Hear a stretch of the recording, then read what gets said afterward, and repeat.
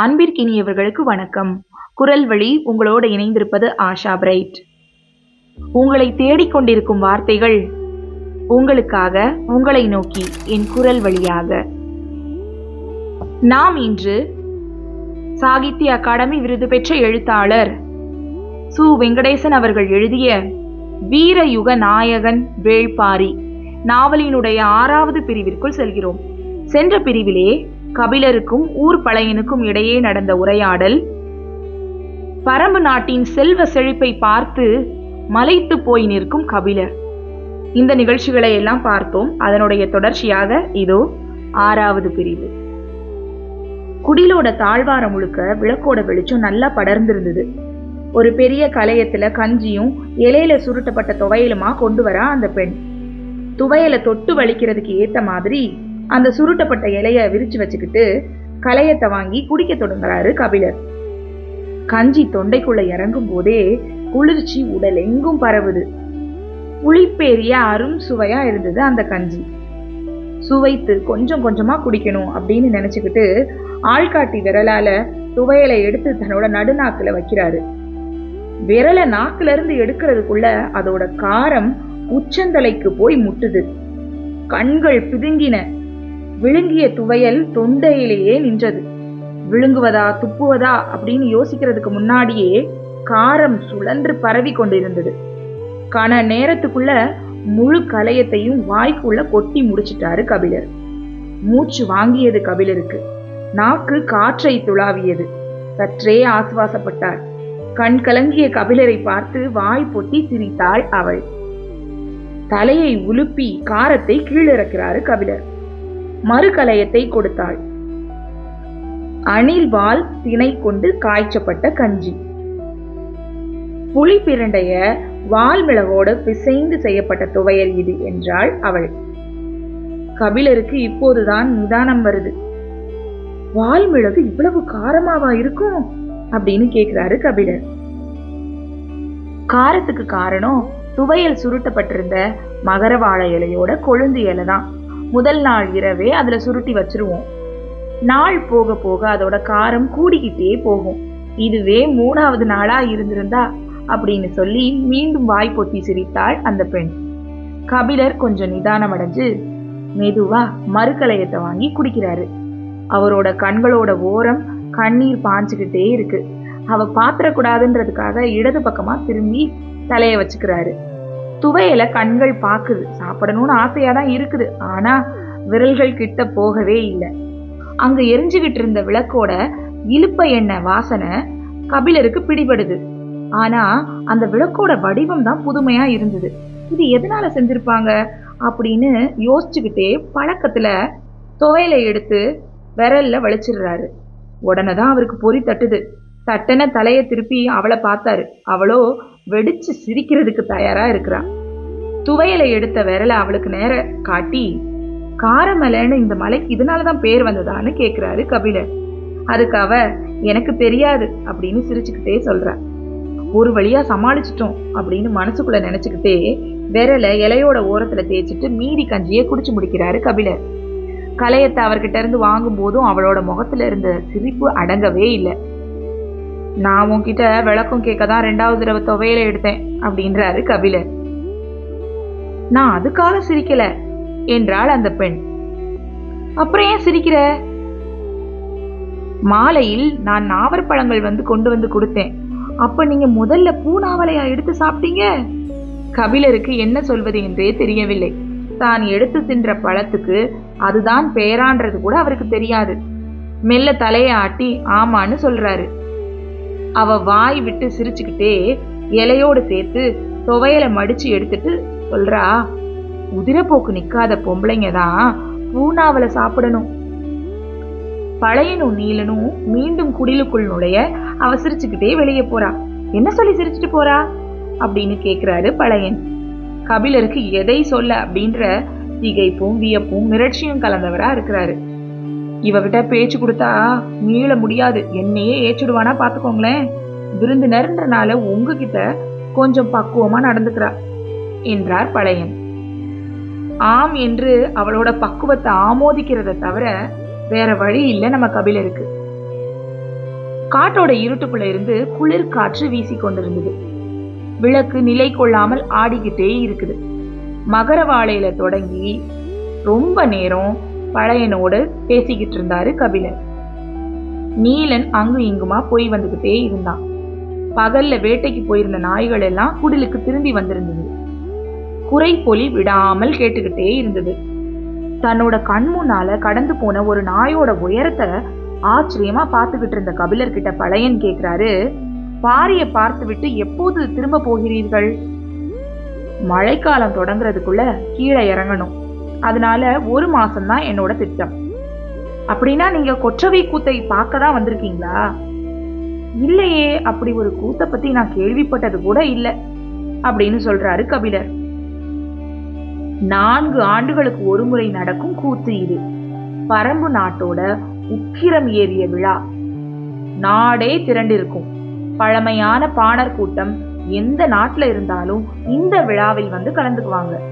நீங்க அதை கேள்விப்பட்டு வந்திருக்கீங்கன்னு தான் நான் நினைச்சேன் அப்படின்னு சொல்றாரு பழையன். மறுநாள் அதிகாலையில் கபிலரை அழைச்சுக்கிட்டு பழையன், நீலன் உட்பட 10க்கும் மேற்பட்டோர் ஆதிமலைக்கு புறப்பட்டு போறாங்க. முந்தா நாள் ஊரே புறப்பட்டு போயிருச்சு. உங்களை அழைச்சிட்டு போலாம் அப்படின்றதுக்காக தான் நாங்க இருந்தோம்னு சொல்லிக்கிட்டு பழையன் முன் நடந்து போறாரு. 2 பகல் ஓர் இரவு நீடிக்கும் இந்த பயணம். பயணம் முழுவதும் கபிலர் கொற்றவை கூத்து பத்தி தான் கேட்டுக்கிட்டே வராரு. மத்தவங்க கபிலருக்காக வேகம் குறைச்சேதான் நடக்கிறாங்க. ஆனா கூட கபிலரால ஈடு கொடுத்து நடக்க முடியல. நீலன் அவருக்கு அப்பப்ப உதவி செய்யறான். பாதை சில இடங்கள்ல மிக கடினமா இருக்குது. சிறு பிசகு ஏற்பட்டாலும் பெரிய பள்ளத்துல விழக்கூடிய அபாயம் இருந்தது. விலங்குகளோட தடயங்களை பார்த்தபடி பல இடங்களை கடக்குறாங்க. யானை கூட்டங்கள் கடந்து போகட்டும் அப்படின்னு சில இடங்கள்ல பொறுத்திருக்கிறாங்க. கிழங்குகளை தின்னுட்டு சிறு தோடும் சுனை நீர் குடிக்கிறாங்க. பின்கோடை காலமா இருந்ததுனால செடி கொடிகள் எல்லாம் சற்று துவண்டுதான் இருந்தது. ஆனாலும் தொலைவு செல்ல செல்ல காட்டோட உள்ளடர்த்தி அதிகமானபடியே இருக்குது. எல்லா மரங்களும் கொடிகளை மாதிரி ஒன்றோடு ஒன்று பின்னி கிடக்குது. நீலனோட வயதையொத்த 3 இளைஞர்கள் இவங்க கூட வந்துட்டே இருந்தாங்க. நீண்டு திரும்பக்கூடிய பாறையை கைப்பிடித்து கடக்கும் போது சற்று கீழ்ப்பக்கம் குனிஞ்சு பார்க்கிறாரு கபிலர். அந்த காட்சியோட அற்புதம் பெரும் பரவசத்தை ஏற்படுத்துது அவருக்கு. அது காரமலையோட உச்சி பகுதி. பெரும் மலைச்சரிவு காலுக்கு கீழே பறந்து கிடக்குது. ஒளியோட தகதகப்புல இலைகள் சுடரேற்ற காடே தீநாக்கால் சீழ்கை அடிப்பது போல இருக்குது. நின்ற இடம் விட்டு கபிலரின் கால் நகரவே இல்லை. கபிலர் சொல்றாரு, காட்டின் பேரழகுக்கு ஈடு இல்லை. சரி வாங்க போகலான்னு பக்குவமா கபிலரை கைப்பிடிச்சு அழைச்சுக்கிட்டு வரான் நீலன். புலியின் மீசை மயிரின் மீது உட்கார்ந்திருக்கும் சிறு தும்பி போலதான் நாம். நீலன் பேச்ச முடிக்கிறதுக்குள்ள முன்னால போயிட்டு இருந்த இளைஞன் சொல்றான், பாதையில் மட்டும் கவனம் கொள்ளுங்கள், பார்வையை ஓட விடாதீர்கள். அப்படி இருக்கதான் நானும் விரும்புறேன். ஆனா இந்த அழகுல கரையிலனா நான் என்ன கவிஞனா? அப்படி மனசுக்குள்ளேயே கேட்டுக்கிட்டு கபிலர் நடக்கிறார்.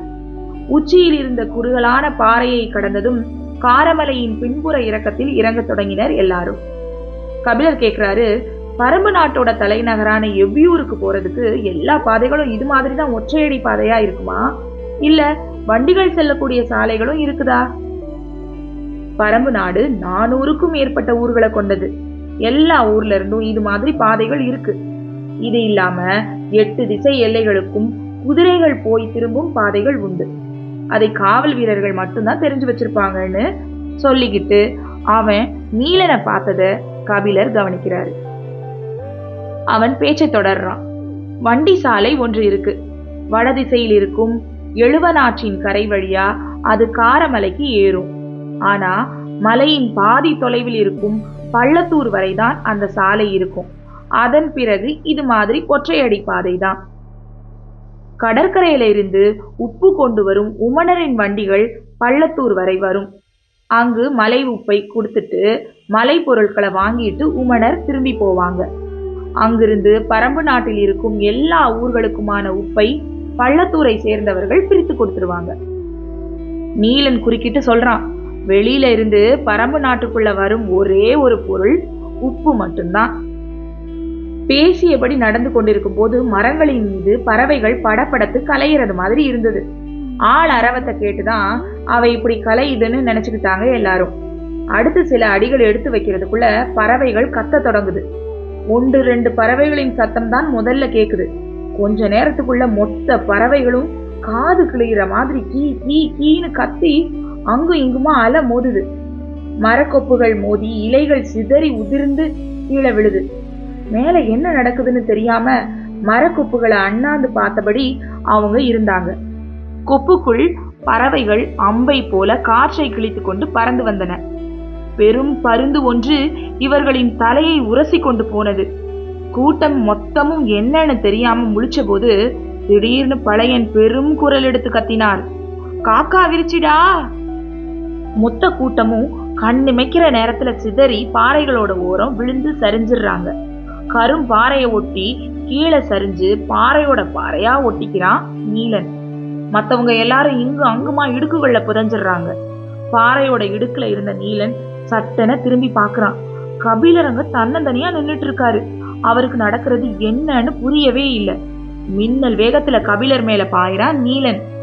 அவர் நில குலைஞ்சு மண்ணுல கீழே சரியிறாரு. அவரை கீழே போட்டு அமுக்கியபடி கிடந்த நீலன் தலையை மட்டும் தூக்கி மேல பாக்குறான்.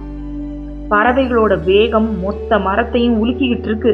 கீ கீ கீன்னு காடே நடுங்கிற மாதிரி ஓசை வந்துட்டு இருக்கு. புதருக்குள்ள இருந்த ஒரு பெரும் விலங்கு தாவி வெளியே வருது. பாறை ஓரத்துல இருந்த மற்ற 2 இளைஞர்களும் நீலனை நோக்கி பாஞ்சு கீழே புரள்றாங்க. மண்ணுல இருந்து சரிஞ்சுக்கிட்டே குத்தீட்டிகளை கைகளை பிடிச்சுக்கிட்டு அண்ணாந்து மரத்தை பாக்குறாங்க. அவங்களோட கண்கள் அலை மோதுது. அவங்க யாராலும் காக்கா விரிச்சிய பார்க்க முடியல. பாறையோடு பாறையா குத்த வச்சுக்கிட்டு அமர்ந்திருந்த பழையனோட கண்கள் மட்டும் அத துல்லியமா பார்த்துக்கிட்டு இருந்தது. நின்னு நிதானமா அது வேட்டையாடுச்சு. அங்கும் இங்குமா பறவைகளோட உடல் துண்டு துண்டா சிதறுது. ஒரு பெரும் பருந்தின் தலைய வாள் கொண்டு சீவுறத மாதிரி அதோட கூர் மூக்கால வெட்டி எரியறத இமை கொட்டாம பார்த்துக்கிட்டு இருக்கிறாரு பழையன். துடிக்கும் அதோட கழுத்துக்குள்ள காக்கா விரிச்சியோட அலகு இருக்குது. அதன் ரெக்கைகள் மெல்ல அசைய காற்றில் பறந்தபடியே அது பருந்தோட ரத்தத்தை குடிச்சுக்கிட்டே போகுது. நீண்ட நேரத்துக்கு பிறகுதான் கிழவனின் குரல் வெளியே கேக்குது, போயிடுச்சுடா! கீழே கிடந்தவங்க எல்லாரும் எழுந்திருக்கிறாங்க. கிழவன் பார்த்த திசை நோக்கி பார்த்தபடியே இருந்தன அவங்களோட கண்கள். ஆனா அவங்க கிடந்த இடத்துல இருந்து அதை பார்க்க முடியல. மரங்களோட அசைவும் பறவைகளோட ஓசையும் கொஞ்சம் கொஞ்சமா குறைய தொடங்குது. கபிலர் கைய ஊனி மெதுவா எந்திரிக்கிறாரு. உடம்பெல்லாம் சிராய்ப்புகள். பாறை ஓரத்திலையும் செடிகளுக்குள்ளேயும் பதுங்கி கிடந்தவங்க எல்லாரும் எழுந்திருச்சு வராங்க. அவங்களோட கண்கள் அங்கும் இங்குமா அலமோதிக்கிட்டே இருக்குது. அது கொன்னு போட்ட பருந்தோட உடல் சரிவுல இருந்த செடிங்களுக்குள்ள இருந்தது. ஒருத்தன் அதை எட்டி பார்க்க முயற்சிக்கிறான். பழையன் வேகமா கத்துறாரு, அதை யாரும் பார்க்க வேண்டாம். உடனே அவன் திரும்பி வந்துடுறான். கிளைகளோட ஆட்டம் இன்னும் நிக்கல. பழுத்த இலைகள் உதிர்ந்துகிட்டே இருந்தது. கபிலர் கேட்டாரு, என்ன பேர் சொன்னீங்க? பழையன் சொன்னார், காக்கா விரிச்சி, வவ்வால் இனத்தை சேர்ந்த ரத்தம் குடிக்கும் பறவை. இத நான் கேள்விதான் பட்டிருக்கேன். இன்னைக்குதான் இதோட தாக்குதலை பாக்குறேன். ஆனாலும் அதை பார்க்க முடியல அப்படின்னு சொல்றான் நீலன். இது மரங்கள்ல இருக்கும் சிறு பறவைகளை வேட்டையாடாது. பாறைகளோட பொந்துகள்ல இருக்கும் பருந்து இனங்களை தான் வேட்டையாடும். பருந்துகள் வானத்துல பறந்து இதுகிட்ட இருந்து தப்பிக்க முடியாது. அதனாலதான் இந்த பருந்து மரங்களுக்குள் நுழைந்து தப்பிக்கிறதுக்காக இங்கும் அங்குமா அலமோதுது. பருந்தோட இந்த கூச்சலாலதான் மற்ற பறவைகள் எல்லாம் அலறி அடிச்சு கத்துச்சு. இனி உங்களுக்கு எப்போதாவது சந்தேகம் ஏற்பட்டா மரங்களை பார்க்காதீங்க, பக்கத்துல இருக்கிற மலை பாறைகளை அண்ணாந்து பாருங்க. பருந்தோ கழுகோ சிதறி பறந்துச்சுன்னா அது காக்கா விரிச்சிதான்னு முடிவு செஞ்சுக்கோங்கன்னு இளைஞர்களுக்கு குறிப்பு சொல்றாரு பழையன். இதுக்கு முன்னால நீங்க பார்த்திருக்கிறீங்களான்னு பழையனை பார்த்து கேட்கிறாரு கபிலர். பார்த்திருக்கிறேன். கை கெட்டும் தொலைவில் உட்கார்ந்திருந்த என்னோட மனைவியோட பிடரிய தன்னோட அழகால தட்டி விட்டு பறந்துச்சு. பின் மண்டையில இருந்து ரத்தம் பீரிட அவ என் கையில விழுந்து செத்து போனான். அதுக்கப்புறம் யாரும் எதுவுமே பேசிக்கல. கால்கள் மட்டும் நடந்து தேர்ந்தது. ஊர் பழைச்சியின் அருந்த பின்மண்டை நரம்பு நீலனுக்கு ஞாபகம் இருந்தது. அப்போது அவன் சின்ன சிறுவனா இருந்தான். ஆனாலும் அன்று பழையன் அழுத கண்ணீர் அவனுள் வற்றாமல் தேங்கி இருந்தது. நீண்ட நேரத்துக்கு பிறகு மௌனம் கலைச்சு பழையன் சொல்றாரு, கொற்றவை விழாவுக்கு முன்னால பறவைகளோட ரத்தம் காற்றுல தூவப்படுறது நல்ல நிமித்தம். பள்ளத்தில் சரிந்து கொண்டிருக்கும் மனிதனின் கையில் அகப்படும் கொப்பு போல இருந்தது இந்த வார்த்தை. தீமையை கணப்பொழுதில் நன்மையாக மாற்ற முடிகிற வல்லமை வார்த்தைகளுக்கு உண்டு. வார்த்தை தரும் ஆறுதலை வேறு எதுவும் தருவது இல்லை. மனிதன் முதிரும் போதுதான் மனங்களை கையாள கற்றுக்கொள்கிறான். மனம் விழுந்த பின்னர் எழ வைக்க எவ்வளவோ வழிகள் இருக்கின்றன. ஆனால் வீழ்ந்து கொண்டிருக்கும் போது தடுத்து நிறுத்துவதுதான் மிக முக்கியம். வாழ்வின் சாரமேறி கிடக்கும் அனுபவ அறிவால் தான் அதை செய்ய முடியும். அதிர்ச்சி குலையாமல் இருக்கும் இந்த கணத்தில் பழையனுடைய வார்த்தைகள் அடர் காட்டுக்குள் துணிந்து கால்களை முன்னகர்த்தும் மன வலிமையை கொடுத்தன. ஆனாலும் தயக்கத்தை உடைக்க வேண்டியிருந்தது. யார் முகத்தையும் பார்த்து பழையன் இந்த முடிவுக்கு வரவில்லை. உறைந்த மௌனமே எல்லாவற்றையும் சொன்னது. பின்னால திரும்பாமலேயே பழையன் சொல்றாரு, மின்னலை போல வாளை வீசி காக்கா விருச்சியின் இறக்கைகளை வெட்டி தள்ளியவன் வேள்பாரி. வார்த்தைகள் முதுகுத்தண்டை முறுக்கேற்றும் வல்லமை கொண்டவை என்பதை கபிலர் உணர்ந்த நேரம் அதுதான். உள்ளுக்குள் உறைந்து கிடந்த அதிர்ச்சியை கிழவன் பொடி பொடியாக்கினான். எல்லாருக்குள்ளும் ஆவேசமிக்க ஆர்வத்தை தூண்டினான். பாரி வாழ் சுழற்றிய கணத்தில் சரிந்த காக்கா விருச்சியின் இடப்புற இறக்கையை பற்றி காது நரம்பு விடைக்க சொல்லிக் கொண்டு நடந்தான் பழையன். கபிலரோட கண்களுக்கு முன்னால ஒரு வீர கதை அரங்கேறிக் கொண்டிருந்தது. தொடர்ந்து இணைந்திருங்கள். நன்றி. வேள்பாரியோட இதற்கு முந்தைய பிரிவுகளை நீங்க கேட்க விரும்பினா பிளேலிஸ்ட்ல வேள்பாரி என்ற தலைப்பில் இருக்கிறது. அதை சொடுக்கி நீங்க கேட்டுக்கலாம்.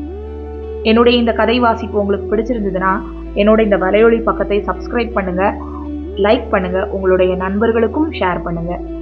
தொடர்ந்து இணைந்திருப்போம். நன்றி.